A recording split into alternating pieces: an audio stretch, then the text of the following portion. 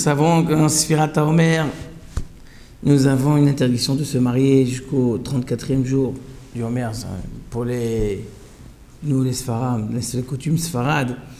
Et une question qui se pose beaucoup, est-ce que pendant Sfirat HaOmer, nous pouvons inaugurer une nouvelle maison? Si quelqu'un a acheté une nouvelle maison et que la clé lui a été remise entre Pessah et jusqu'au Lag BaOmer, est-ce qu'il doit-il craindre de ne pas rentrer dans cette nouvelle maison? Nous savons par exemple que pour les 3 semaines qui entre 17 Tammuz et le 9 Av, et à partir du Rosh Chodesh Av, on ne s'occupe pas des travaux d'une nouvelle maison.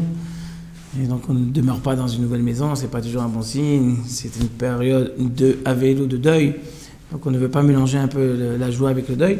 Est-ce que pendant la période du Sfirat HaOmer, nous devons craindre cette période de deuil, parce que nous sommes en deuil pour la perte des 24 000 élèves de Rabbi Akiva, et c'est pour la raison qu'il n'y a pas de mariage et qu'on ne se coupe pas les cheveux? Alors, est-ce qu'il faut craindre aussi de ne pas rentrer dans une nouvelle maison?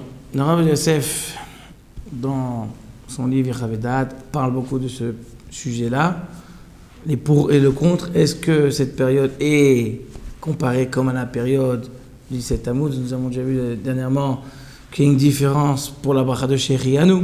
Shehrianu, il est bien de s'abstenir de ne pas faire pendant la période du 17 Tammuz jusqu'au 9 Av. Par contre, pour la période du Sfirat HaOmer, nous avons vu qu'il n'y a pas tellement de crainte. On peut faire la bracha Shehrianu sans crainte. Donc sur ce même position-là, de la même manière qu'on permet de faire la bracha de Shehrianu, le Rav Yosef nous conclut que si quelqu'un a une nouvelle maison, il n'a rien à craindre, il peut rentrer dans cette maison, il peut l'inaugurer, même pendant la période jusqu'au 34 du Homer. Donc, tout celui qui a un doute sur chaque chose nouvelle qui peut arriver pendant cette période, il n'a rien à craindre, il peut le faire. S'il arrive à s'abstenir, il n'est pas obligé de rentrer jusqu'au 34, c'est mieux, mais ce n'est pas obligatoire, et chacun doit gérer selon ses possibilités et ses capacités.